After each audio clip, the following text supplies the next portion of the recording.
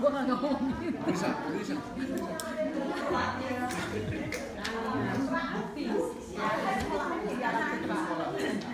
Oh bedanya dari dia punya, yang sekolah itu dia punya. Catholic Church, jadi kayak Catholic. Iya, Catholic Church. Sekolahnya kan Cuma nama doang kayaknya. namanya doang. Nama doang yang sama ya.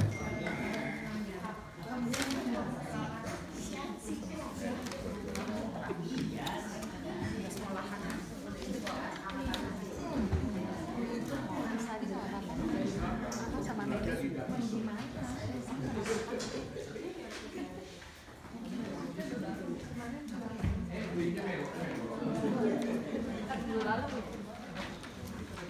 Ini kebalikannya minggu lalu kan. Oh iya.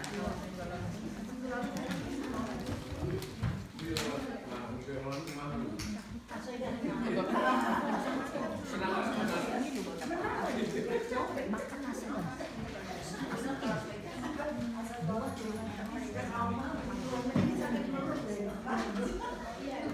Apa ya?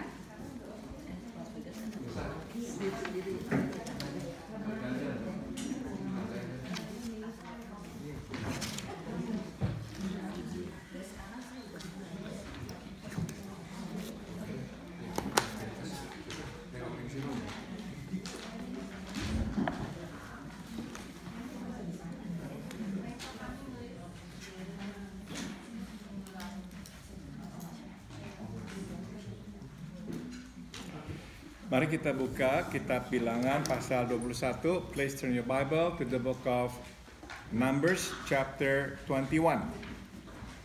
Kitab Bilangan pasal 21, the book of Numbers chapter 21.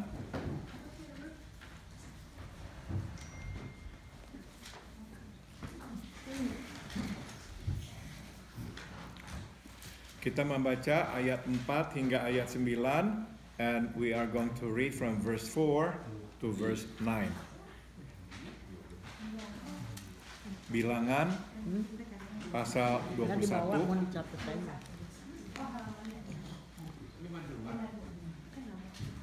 Di meja ketinggalan. Hah? Ini di Alkitab. Di Alkitab. Mau dicatat aja Bilangan 21. Di rumah dibaca.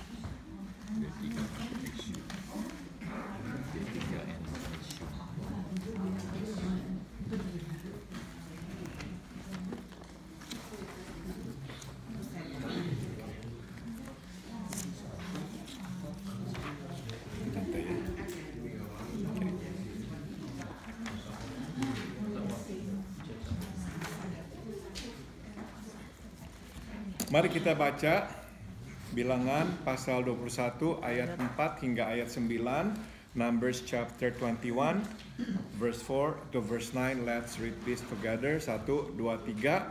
Setelah mereka berangkat dari Gunung Hor, berjalan ke arah Laut Teberau untuk mengelilingi tanah Edom, maka bangsa itu tidak dapat lagi menahan hati di tengah jalan. Lalu mereka berkata-kata melawan Allah dan Musa, "Mengapa kamu memimpin kami keluar dari Mesir, supaya kami mati di padang gurun ini? Sebab di sini tidak ada roti dan tidak ada air, dan akan makanan hambar ini kami telah muak." Lalu Tuhan menyuruh ular-ular tedung ke antara bangsa itu, yang memagut mereka, sehingga banyak dari antara orang Israel yang mati. Kemudian datanglah bangsa itu mendapatkan Musa dan berkata, "Kami telah berdosa, sebab kami berkata-kata melawan Tuhan dan engkau. Berdoalah kepada Tuhan supaya dijauhkannya ular-ular ini daripada kami." Lalu Musa berdoa untuk bangsa itu. Maka berfirmanlah Tuhan kepada Musa, "Buatlah ular tedung dan taruhlah itu pada sebuah tiang, maka setiap orang yang terpagut jika ia melihatnya akan tetap hidup." Lalu Musa membuat ular tembaga dan menaruhnya pada sebuah tiang. Maka jika seorang dipagut ular, Dan yang memandang kepada ular tembaga itu tetaplah ia hidup. Tante perlu pen? Saya ambil aja ya. Ada udah. Hah? Udah. Pennya mana? Udah ada ya. Oke, halaman 52 ya. Di selebaran yang ada di tangan saudara, page 52. Seyogianya iman, tambahkan kata iman. Nyala nggak pennya? Pakai ini dulu aja. Oke. Di sini ada ya, iman ya. Di atas. Seyogianya iman bertumbuh setelah kita melihat pertolongan Tuhan yang ajaib. Sayang pada kenyataannya tidak selalu demikian. Ya. Supposedly faith grows after we saw the help of God, especially the miraculous help of God. But the fact is, it is not always the case. Walau Israel baru menyaksikan pertolongan Tuhan, memberi mereka kemenangan melawan kerajaan Arad, mereka tetap meragukan kebaikan dan pemeliharaan Tuhan. Tambahkan kata pemeliharaan. Even though Israel just saw the help of God, God had given them victory over the kingdom of Arad, they still doubted the goodness and the providence of God. Mereka menyesali keputusan mengikut Tuhan dan mengeluhkan tidak adanya air dan roti. See, they complain to God, they sort of like regret making the decision to follow God, and they grumbled because there was not or enough water and bread. Itu sebab Tuhan marah dan menghukum dengan menghadirkan ular berbisa yang memakan banyak korban. And that's the reason God was angry at them and punished them by bringing a venomous serpent that took a lot of lives. Namun, sewaktu mereka berteriak minta tolong, Tuhan tetap mendengar. Tambahkan kata mendengar. But then when they cried out for help, God still heard their prayer. Mari kita tarik beberapa pelajaran. So let's glean several lessons. Pertama, kita selalu bisa mencari alasan untuk menyalahkan Tuhan. Tambahkan kata menyalahkan. The first lesson is this. We can always find ways or reasons to blame God.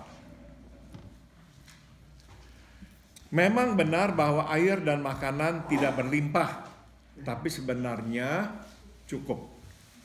It is true. There was no abundance of water and food, but they had enough.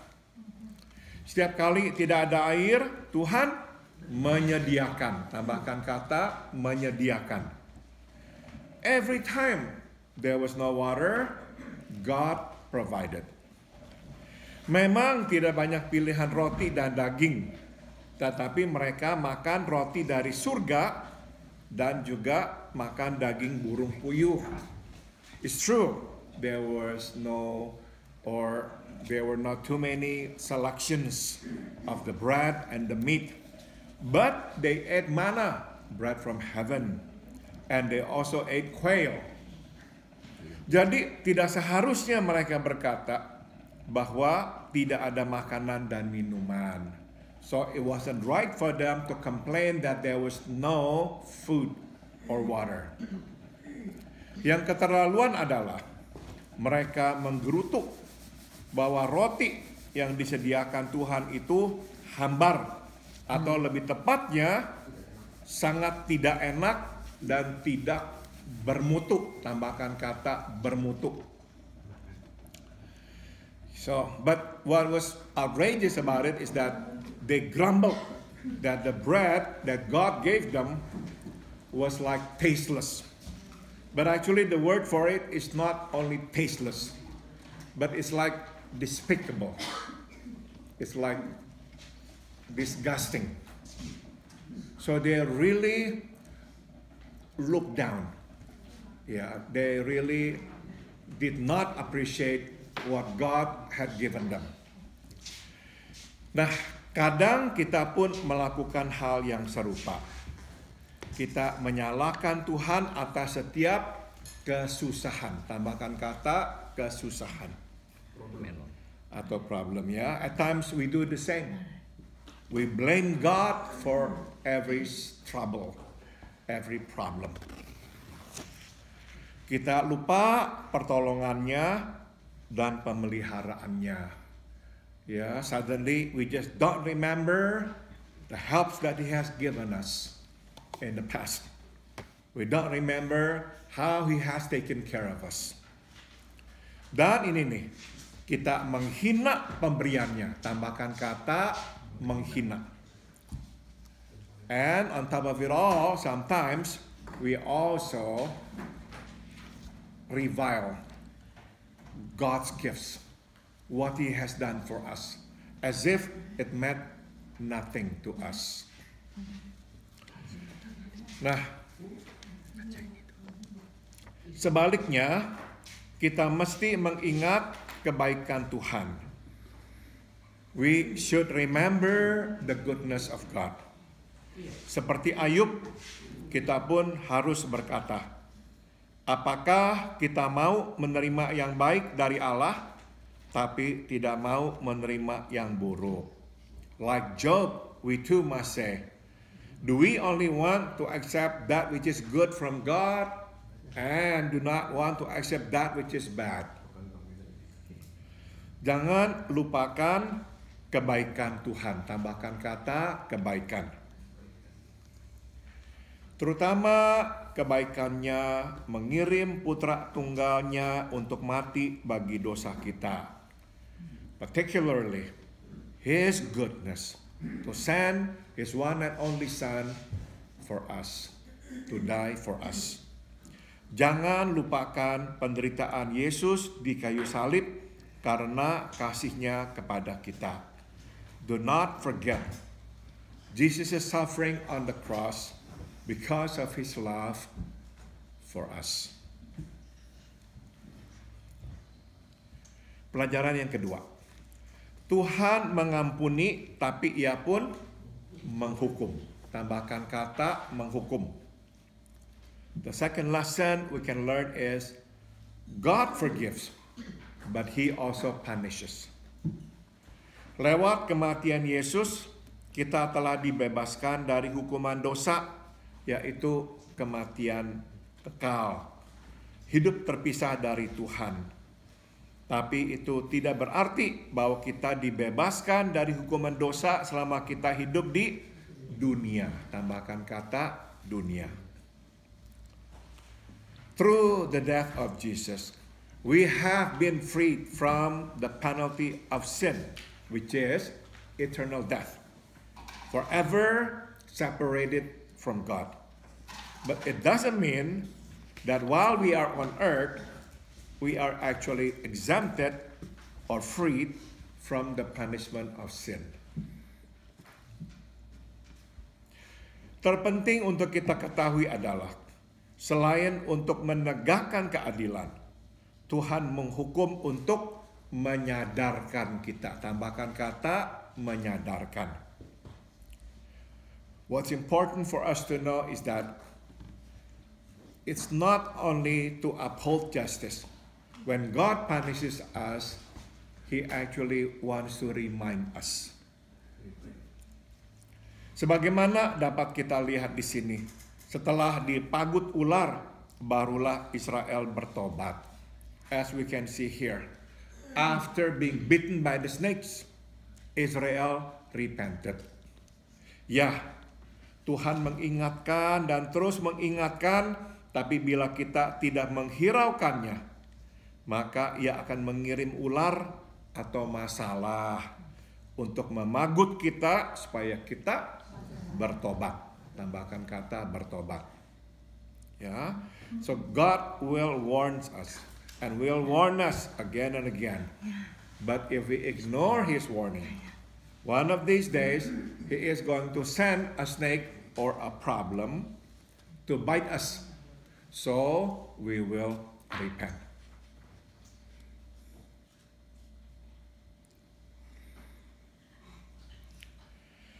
Pelajaran yang ketiga, third lesson. Kesembuhan datang dari Tuhan. Tambahkan kata kesembuhan. The third lesson is that healing comes from God.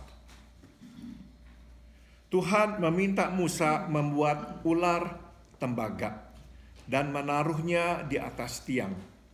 Barang siapa melihatnya, maka ia akan sembuh. God asked Moses to make a snake made of bronze and to put it on a pole or on a stick, and whoever see it will be healed. Saudara-saudara, di tengah kita ada dokter ya. Apakah ini adalah simbol dokter juga di Indonesia? Ular di atas tiang. Sama ya? Betul sekali. Saudara, inilah sebetulnya ini asal mulanya. So if you want to know the story behind it, that's actually the story behind it. It starts from here ya. The snake, yeah, there are actually two snakes ya, usually ya in America, two snakes around a pole. That becomes a symbol of healing. Ya, mulai dari sini saudara. It starts from here. Sesungguhnya mereka sembuh bukan karena melihat ular tembaga itu, karena melihat Tuhan yang menyediakan sarana kesembuhan itu.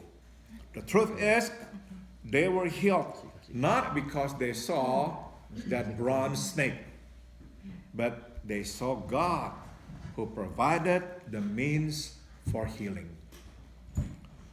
Mereka melihat Tuhan menjawab doa mereka. They saw God answer their prayers. Kini kita tahu bahwa ternyata bisa ular berkhasiat untuk menyembuhkan banyak penyakit.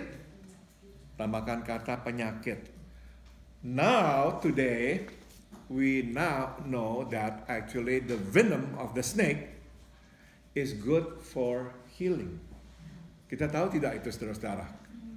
Kalau belum tahu silakan makan. But that's actually the fact. Yeah, they actually now begin to understand that actually the snake's venom is good for healing. Ya, nah jadi saudara, jadi bukan kebetulan Tuhan mengarahkan mata mereka kepada ular sebagai lambang kesembuhan. So it's not by accident that God asked them to actually look at that bronze snake ya as the symbol of healing. Karena memang kita tahu pada akhirnya ular juga dapat menyembuhkan orang. Ya, ular bisa memagut, mematikan orang, bisa juga menyembuhkan orang. So a snake bite can kill you, but it can also heal you. Saudara, stop dulu di sini ya. Saudara-saudara, harta bisa mematikan kita, bisa menghidupkan kita. Wealth can kill us, but it can also heal us. Ya. Jadi saudara, kita perhatikan sebetulnya ya, tergantung apakah ini akan Tuhan berkati apa tidak. So it boils down to this. Will God bless it? Ya. Makan bisa mematikan kita, bisa juga menyembuhkan kita. Ya, the same thing about food. Food can kill us if we eat too much of it, but it can also heal us. Jadi sekali lagi saudara, tergantung pada apakah ada berkat Tuhan di situ. So remember ya, it boils down to that. Is there God's blessing in it? Apapun yang kita lakukan, apakah ada berkat Tuhan di situ? Kalau ada berkat Tuhan, itu akan menyembuhkan kita. If there is a blessing of God in it, it will bring healing. It will be good for our well-being. But if there is no blessings of God in it, even though we think it is a good thing, it can kill us. It'll be bad for us. It can be poisonous. Mari kita sambung dan akhiri. Terakhir, kita belajar bahwa Tuhan selalu konsisten. We learn that God is always consistent. Berbeda dari kita yang tidak selalu dapat mengampuni. Tuhan selalu mengampuni asal kita bertobat. Contrary to us, who cannot always forgive, God will always forgive as long as we repent. Di dalam segala ketidakpastian dan ketidakkonsistenan di dunia ini, Tuhan selalu pasti dan konsisten. So in the midst of uncertainties and inconsistencies in this world, God is always constant and consistent. Kita tahu ya saudara, kalau kita bersalah kepada orang, apakah ada kepastian orang akan mengampuni kita? Tidak. Ya. If we, for example, sin against somebody, is there any certainty that that person will forgive us? No. Belum tentu ya. Tapi Tuhan pasti akan mengampuni. But God will surely forgive us if we repent. Ia baik dan penyayang. Ia menghukum dan ia mengampuni. Tambahkan kata mengampuni. He is good and loving. Yes, he punishes, but he forgives. Itu sebab jangan pernah ragu menghampiri Tuhan dan memohon kemurahannya. That's why do not ever doubt to come to God and ask for His mercy.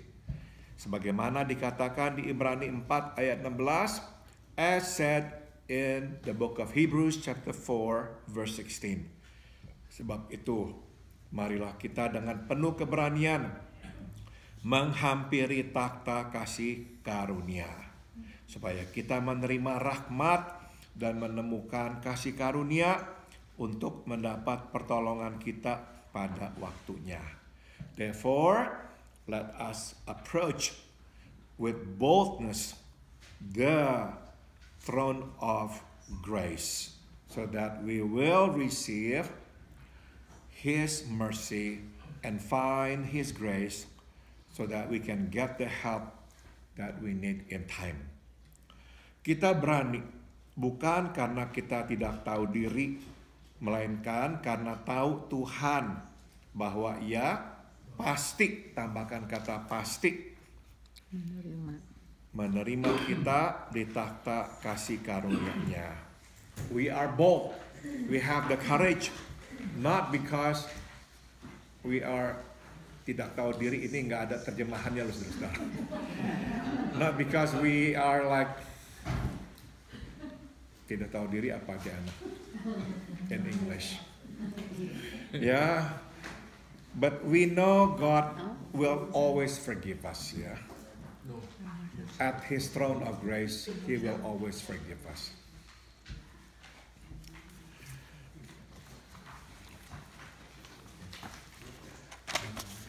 Oke, ada pertanyaan atau ada komentar?